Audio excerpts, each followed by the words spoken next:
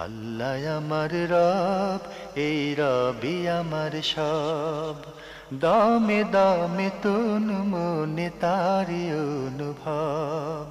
তোমার দুনিয়াতে আমি যেদিকে তাকাই, অথই নিয়ামতে ডুবে আছি সবাই।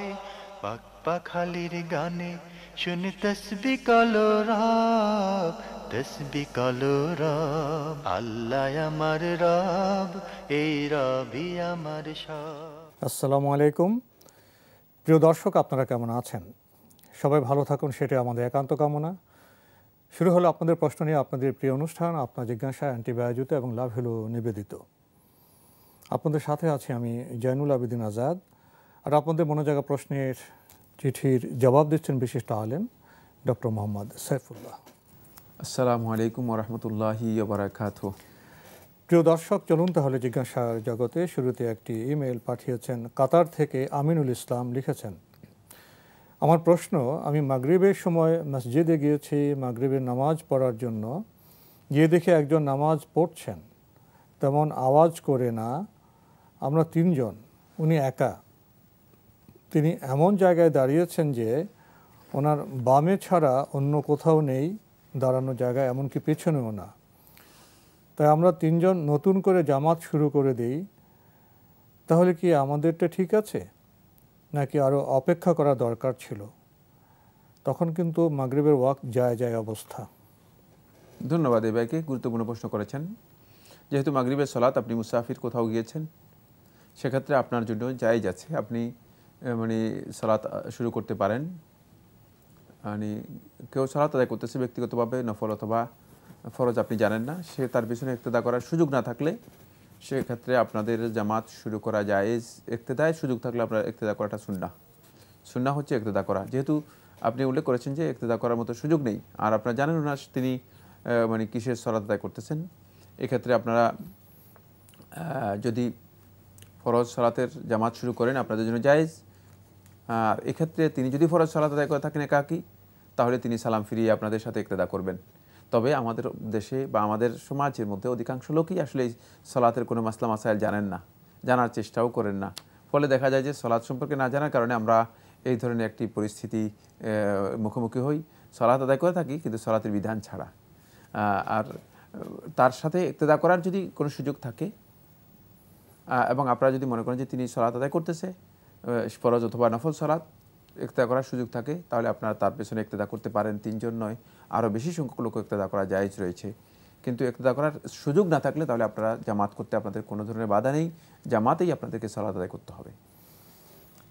আমরা জানলাম। প্রিয় দর্শক, আমাদের হাতে আরও একটি ইমেল পাঠিয়েছেন ইঞ্জিনিয়ার নজরুল ইসলাম, সাউথ গোরান, ঢাকা থেকে। লিখেছেন, It is well known and discussed among Muslims in our subcontinent that a man from Jahannam would be sent to Jannat by Allah subhanahu wa ta'ala if he hold a little iman.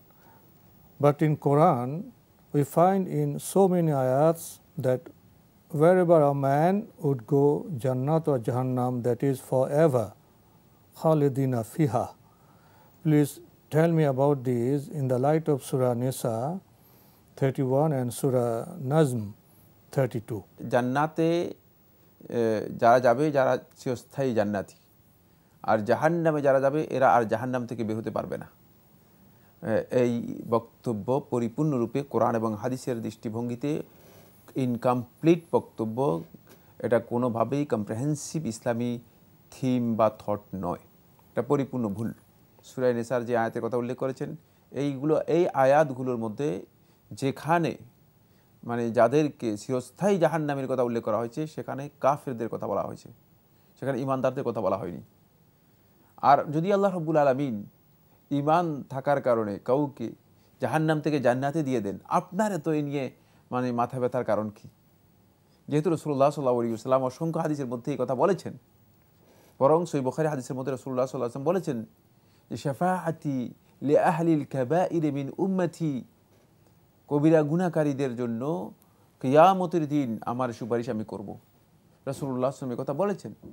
রাসূলুল্লাহ সাল্লাল্লাহু আলাইহি ওয়াসাল্লাম বলেছেন, জাহান্নাম থেকে আমি একদল লোককে সুপারিশ করে বের করে নিয়ে আসব, তাহলে আপনি আল্লাহ রাসূল সাল্লাল্লাহু আলাইহি ওয়াসাল্লামের এই সমস্ত হাদিসগুলোকে অস্বীকার করার কারণ কি?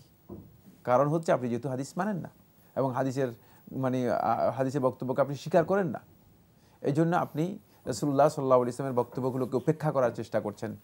উপেক্ষা নয়, সমন্বয় সাধন করুন, তাহলে আপনার কাছে ক্লিয়ার হয়ে যাবে। যে সমস্ত আয়াতের মধ্যে খালিদ মুখাল্লাদের কথা বলা হয়েছে, চিরস্থায়ী জাহান্নামের কথা বলা হয়েছে, সেগুলো সবগুলো কাফিরদের ব্যাপারে বলা হয়েছে। যাদের মধ্যে ঈমান রয়েছে তাদের কথা নয়, ঈমানদার ব্যক্তিদের কথা নয়। আর ঈমানদার ব্যক্তি যাদের ঈমান রয়েছে, যারা শাস্তিপ্রাপ্ত হবে, তাদেরকে আবার কি করা হবে? রাসূলুল্লাহ সাল্লাল্লাহু আলাইহি ওয়াসাল্লাম হাদিস দ্বারা প্রমাণিত হয়েছে, তাদেরকে আল্লাহ সুবহানাহু ওয়া তাআলা শাস্তির পরে একদল লোককে জাহান্নাম থেকে জান্নাতে নিয়ে আসবেন এবং জাহান্নামীরা তাদেরকে বলবে, জাহান্নামীয়ুন তাদের পরিচয় হবে, এরা জাহান্নাম থেকে আসছে, এদেরকে এভাবে ডাকা হবে, হাদিস দ্বারা প্রমাণিত হয়েছে। আচ্ছা, আপনি সেই হাদিসটাকে অস্বীকার করলেন। এবার আপনি আসুন, আমি একটু আপনাকে বলি, সূরা আরাফে যান। সূরা আরাফে গিয়ে দেখেন যে যারা জান্নাতেও গেল না, যারা জাহান্নামেও গেল না, যারা আরেকটা জায়গায় যাদের কথা আরাফ বলা হয়েছে, আরাফে যাবে, তাহলে এদের অবস্থা সম্পর্কে আপনি কি বক্তব্য দিবেন? আপনার কাছে এদের সম্পর্কে কি বক্তব্য, কি তথ্য রয়েছে? এই জন্য ইসলামী শরীয়তের বিধানগুলো কোনোভাবেই কম্প্রিহেন্সিভ পরিপূর্ণ বিশ্লেষণ যদি রাসূলুল্লাহ সাল্লাল্লাহু আলাইহি ওয়াসাল্লামের বক্তব্যকে উপেক্ষা করে কেউ করার জন্য চেষ্টা করেন, তাহলে তিনি ভুল ব্যাখ্যা দিবেন, বিভ্রান্ত ব্যাখ্যা দিবেন। এই বিভ্রান্ত ব্যাখ্যার কারণেই আপনি কোরআনে কারীমের এই আয়াতগুলোর অপব্যাখ্যা করেছেন, যেগুলোতে শুধুমাত্র কাফের যারা চিরস্থায়ী জাহান্নামী তাদের কথা বলা হয়েছে। বাকি একটি আয়াতের মধ্যেও কোরআনে কারীমের মধ্যে এই কথা বলা হয়নি যে ঈমানদার ব্যক্তি যাদেরকে আল্লাহ সুবহানাহু ওয়া তাআলা গুনাহের কারণে জাহান্নামে দেবেন, তারা চিরস্থায়ীভাবে জাহান্নামে থাকবে। এ ধরনের কোনো আয়াত কোরআনের কারীমের মধ্যে আসেনি। যাদের কথা বলা হয়েছে যারা জাহান্নামে যাবে কুফরির কারণে, তারা জাহান্নাম থেকে বের হতে পারবে না। কুফরির কারণে যারা জাহান্নামে যাবে তারা তো চিরস্থায়ী জাহান্নামে ঠিকই আছে, তারা তো জাহান্নাম থেকে বের হতে পারবে না। সুতরাং আপনি ওই ব্যাখ্যাটাকে আপনি কমন করে দিচ্ছেন সকলের জন্য। ঈমানদার যারা শাস্তিপ্রাপ্ত হবে তারাও জাহান্নাম থেকে বের হতে পারবে না। না, এই ধরনের ব্যাখ্যা আপনি আসলে যেহেতু রাসূলুল্লাহ সাল্লাল্লাহু আলাইহি ওয়াসাল্লাম হাদিসকে অস্বীকার করেছেন, এই জন্য এই ব্যাখ্যা আপনি দেওয়ার জন্য অপচেষ্টা করেছেন। কোনোভাবেই বিভ্রান্ত অপব্যাখ্যা দেওয়ার জন্য কোরআন হাদিসের চেষ্টা করবেন না। বরং খুবই স্বচ্ছ কথা, সেটা হলো আল্লাহ রাব্বুল আলামিন যদি ঈমানদারদেরকে জান্নাত দেয়, আমার আপনার এখানে অস্থিরতার কোনো কারণ নেই। এই কাজটি বৈধ নয়, সংগত নয়, খুবই অনুচিত কাজ। আমরা জানলাম, প্রিয় দর্শক, আমাদের হাতে আরও একটি ইমেল, এটি পাঠিয়েছেন কাউসার রাব্বি ময়মনসিংহ থেকে। লিখেছেন, বাংলাদেশে গ্রামে দোতলা বাড়ি নির্মাণ করা যাবে কি? যেহেতু দোতলা থেকে অন্য বাড়ির ভেতরে দৃষ্টি চলে যেতে পারে, আর বাড়ির চারপাশে কতটুকু জায়গা খালি রাখতে হবে? দোতলা বাড়ি নির্মাণ করতে গ্রামের মধ্যে কোনো ধরনের বাধা নেই। দোতলা বাড়ি নির্মাণ করে আপনি মানুষের অন্য বাড়িতে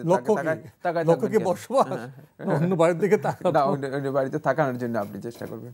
এই কাজটি আপনার জন্য হ্যাঁ, আশেপাশে যদি এমন হয় যে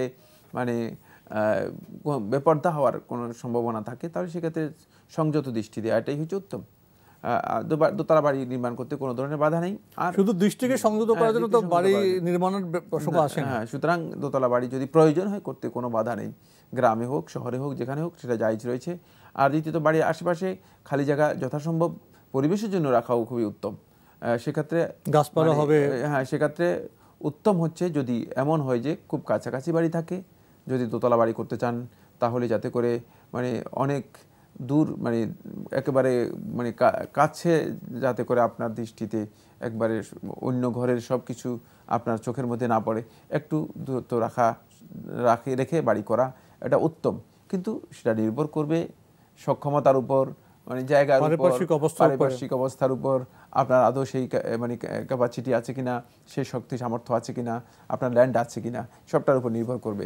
সুতরাং এগুলো শরীয়তের বিধান এবং সামাজিক এবং এটা প্রচলন সবটাকেই নির্ভর করে। এর অধিকাংশ জিনিস আদতের উপর নির্ভরশীল।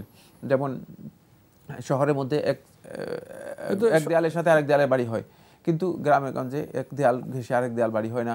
কারণ হচ্ছে যেহেতু প্রশস্ত জায়গা আছে, সেক্ষেত্রে অনেকটা লোকেরা নিজেদের সুবিধার জন্যই, নিজেদের সুযোগ সুবিধার জন্য একটু ফাঁকা রেখে জায়গা বাড়ি করে থাকেন। তবে ইসলামী শরীয়তের মধ্যে এই ধরনের ফাঁকার কথা স্পষ্ট করে উল্লেখ করা হয়নি যে এত গজ বা এতটুকু ফাঁকা রাখতে হবে। লিখেছেন, জান্নাতের স্তর সম্পর্কে বিস্তারিত জানতে চাই। নিম্ন স্তরের জান্নাতি উচ্চ স্তরের জান্নাতিকে দেখে কি মন কষ্টে থাকবে? ধন্যবাদ। এই ভাইকে মানে জান্নাতে যাওয়ার জন্য চেষ্টা করুন। মানে দুনিয়ার অভিজ্ঞতা থেকে পরকালের জান্নাতকে দুনিয়াকে আখিরাত বিবেচনা করতেছেন, মানে দুনিয়ার বিবেচনাকে আখিরাতে নিয়ে যাচ্ছেন। সুতরাং মন কষ্ট এটা বৈধ নয়। প্রথম কথা হচ্ছে সেটা হলো জান্নাতের স্তরগুলো আমরা বিস্তারিত আলোচনা করার মতো আমাদের যোগ্যতা নেই। কারণ রাসূলুল্লাহ সাল্লাল্লাহু আলাইহি ওয়াসাল্লাম যেগুলো আলোচনা করেন নাই বিস্তারিত, সেগুলো বিস্তারিত আলোচনা করার আমাদের সুযোগ নেই। কোথা থেকে আমরা আলোচনা করব? রাসূলুল্লাহ সাল্লাল্লাহু আলাইহি ওয়াসাল্লাম মানে জান্নাতের দারাজাত আছে সেটা উল্লেখ করেছেন, এবং জান্নাতের মানে দারাজাতগুলোকে আল্লাহ নবী সাল্লাল্লাহু আলাইহি ওয়াসাল্লাম বলেছেন ইন্না ফিল জান্নাতি মিয়াতা দারাজা, জান্নাতের স্তরগুলো রয়েছে 100টি। তো 100টি বিস্তারিত আল্লাহ নবী সাল্লাল্লাহু আলাইহি ওয়াসাল্লাম আলোচনা করেন নাই কোনটি কোনটি হবে। তবে আলা জান্নাহ, জান্নার সর্বোচ্চ স্টেজ যেটাকে বলা হয়েছে সেটা হচ্ছে জান্নাতুল ফেরদাউস, ফেরদাউসের কথা বলা হয়েছে। ফেরদাউস হচ্ছে জান্নাতের সর্বোচ্চ স্টেজের মধ্যে একটি। আর এর জান্নাতের মধ্যে সবচেয়ে হাই গ্রেড যেটা মানে সর্বোচ্চ ভিভিআইপি বলা যেতে পারে, যদিও এটা এই নাম মানে সঙ্গত কোনো নাম নয়, মানে এই স্টেজ বোঝানোর জন্য বলা হচ্ছে শুধুমাত্র উদাহরণের মতো। সেটা হচ্ছে আল ওয়াসিলা, যেটা একমাত্র নবী সাল্লাল্লাহু আলাইহি ওয়াসাল্লামের জন্য আমরা আল্লাহ রাব্বুল আলামিনের কাছে দরখাস্ত করছি। নবী সাল্লাল্লাহু আলাইহি ওয়াসাল্লাম দরখাস্ত করতে বলেছেন, আর নবী সাল্লাল্লাহু আলাইহি ওয়াসাল্লামের জন্য এই দোয়া যিনি করবেন, নবী সাল্লাল্লাহু আলাইহি ওয়াসাল্লাম বলেছেন যে মানে নবী সাল্লাল্লাহু আলাইহি ওয়াসাল্লামের ভালোবাসা সে লাভ করতে পারবে, সুপারিশ লাভ করতে পারবে, জান্নাত লাভ করতে পারবে। নবী সাল্লাল্লাহু আলাইহি ওয়াসাল্লাম সুপারিশ লাভ করা মর্যাদার বিষয়। সুতরাং সেটা হলো সর্বোচ্চ যে গ্রেডের কথা বলা হয়েছে।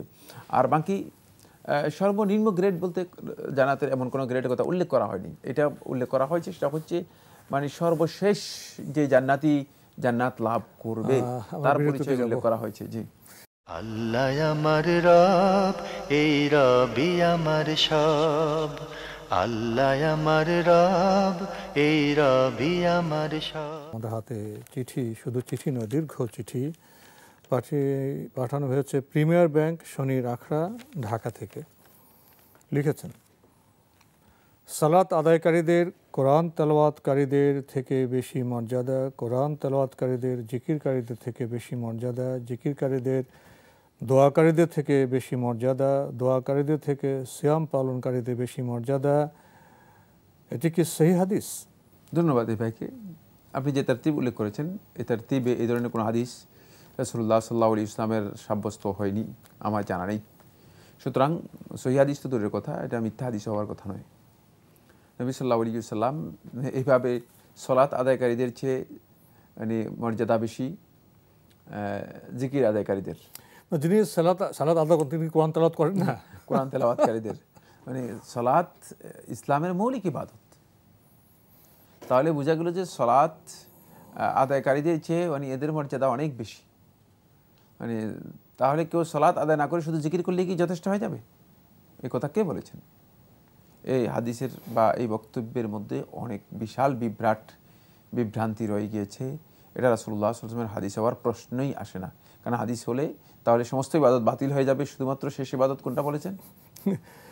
দোয়া, শুধু দোয়া করবে, আর কিছুই নয়, শুধু দোয়া করলেই যথেষ্ট হয়ে যাবে। এই ধরনের বক্তব্য রাসূলুল্লাহ সাল্লাল্লাহু আলাইহি ওয়াসাল্লামের হাদিসের মাধ্যমে সাব্যস্ত হয়নি। সুতরাং এগুলো কোনোভাবেই সহিহ দূরের কথা, এগুলো বক্তব্য হিসেবে গ্রহণ করার সুযোগ নেই। লিখেছেন, পবিত্রতা ইমানের অর্ধেক, ইমানের বাকি অর্ধেক কি, আর সবসময় পবিত্র থাকার জন্য কি করব? আত-তাহুরু শাতরুল ঈমান, সহিহ মুসলিমের হাদিস। তাহুর হচ্ছে পবিত্রতা, শাতরুল ঈমান ঈমানের অর্ধেক অথবা ঈমানের মানে অর্ধাংশ। তো এটা কি মানে ঈমানের একটা পরিপূর্ণ পোষণ বোঝানোর উদ্দেশ্য, অথবা নিসফুল ঈমান ঈমানের অর্ধেক বোঝানোর উদ্দেশ্য, নাকি আসলে রাসূলুল্লাহ সাল্লাল্লাহু আলাইহি ওয়াসাল্লাম এখানে অন্য কিছু বুঝিয়েছেন? এ নিয়ে আলেমদের মধ্যে দ্বিমত রয়েছে। একদল ওলামায়ে কেরাম বলেছেন যে এটি ঈমানের একটি গুরুত্বপূর্ণ অংশ, এই জন্য তাহুরকে, পবিত্রতাকে আল্লাহ নবী সাল্লাল্লাহু আলাইহি ওয়াসাল্লাম অর্ধেক বলেছেন, যাতে করে বুঝতে পারি যে আমরা এটি ঈমানের মধ্যে অত্যন্ত গুরুত্বপূর্ণ একটি অংশ, গুরুত্ব বোঝাবার জন্য। হ্যাঁ, অনেক বেশি গুরুত্ব বোঝানোর জন্য এই বক্তব্য দিয়েছেন। আরেকদল ওলামায়ে কেরাম বলেছেন যে না, এটা অর্ধেকই। কারণ হচ্ছে তহারাতের মৌলিক যে বিষয়গুলো রয়েছে মানে সেগুলো মানে ইমানিয়তের যে পরিপূর্ণ দিক আছে সবগুলোকে এটা অন্তর্ভুক্ত করে। তহারাতের এখানে মৌলিক যে দিকটা বোঝানো হয়েছে সেটা হচ্ছে জাহিরি এবং বাতিনি, প্রকাশ্য প্রকাশ্য সব তহারাতের মধ্যে অন্তর্ভুক্ত। প্রকাশ্য হচ্ছে আপনি উজু গোসল যেগুলো ইসলামের বিধান দেওয়া আছে সেই বিধানগুলোকে অনুসরণ করবেন সবগুলো। আর অপ্রকাশ্য হচ্ছে মানে অন্তরের পবিত্রতার যে দিকগুলো রয়েছে, ঈমানের যত দিক আছে সবগুলো, মানে অন্তরের পরিপূর্ণ যে দিকগুলো আছে সবগুলোকে পালন করবেন। আর এটা হচ্ছে ঈমানের অংশ অর্ধেক, আর বাকি অর্ধেক হচ্ছে আমল যেটা আমরা করে থাকি। তাহলে বোঝা গেল তাহারাত হচ্ছে অর্ধেক আর আমল হচ্ছে অর্ধেক, যেটা আমরা বাকি অর্ধেক আমল, যে সমস্ত আমল করতে আমাদেরকে নির্দেশ দেওয়া হয়েছে সেগুলো ঈমানের অর্ধেক অংশ।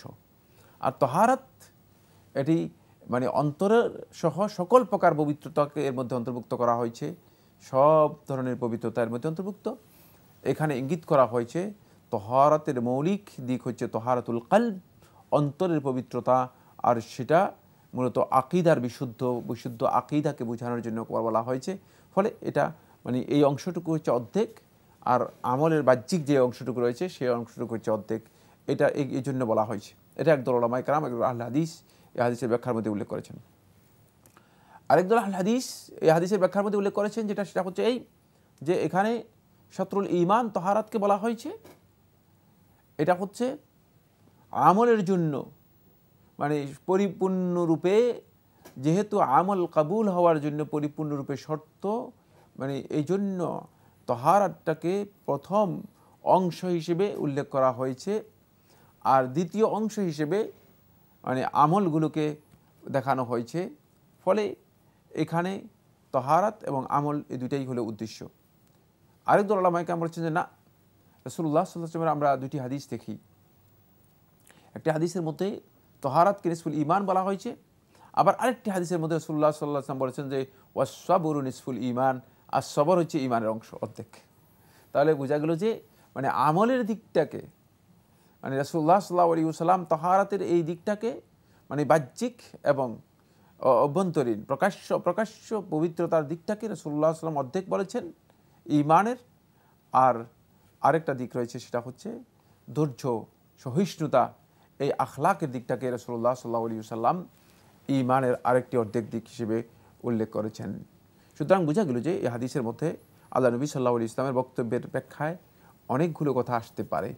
মোদ্দা কথা যেটা সেটা হচ্ছে কোনো সন্দেহ নেই এখানে তাহারাত দ্বারা বাহ্যিক তাহারাত হতে পারে, যেটা আমরা উযু গোসল এবং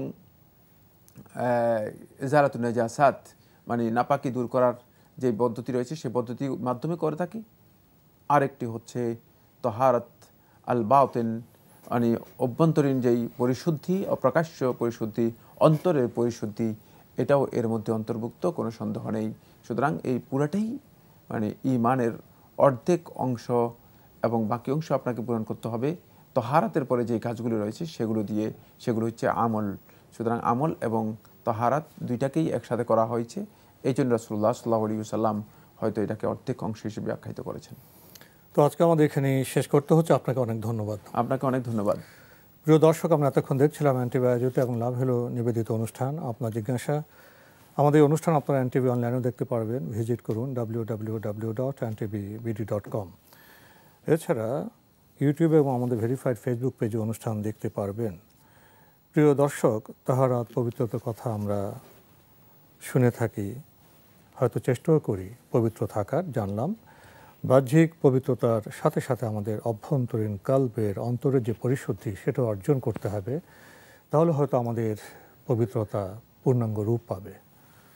চিঠি লিখুন, প্রশ্ন পাঠান আমাদের ঠিকানায়। পরিচালক আপনার জিজ্ঞাসা, এনটিভি, বিএসসি ভবন, 7ম তলা, 102 কাজী নজরুল ইসলাম এভিনিউ, কারওয়ান বাজার, ঢাকা 1215।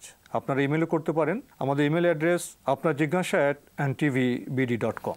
প্রিয় দর্শক, মহান আল্লাহ আমাদের সবাইকে নিরাপদে রাখুন শান্তিতে। আসসালামু আলাইকুম। আল্লাহ আমার রব, এই রবি আমার সব, দামে দামে তুন মনে তারি অনুভব। আল্লাহ আমার রব, এই রবি আমার সব।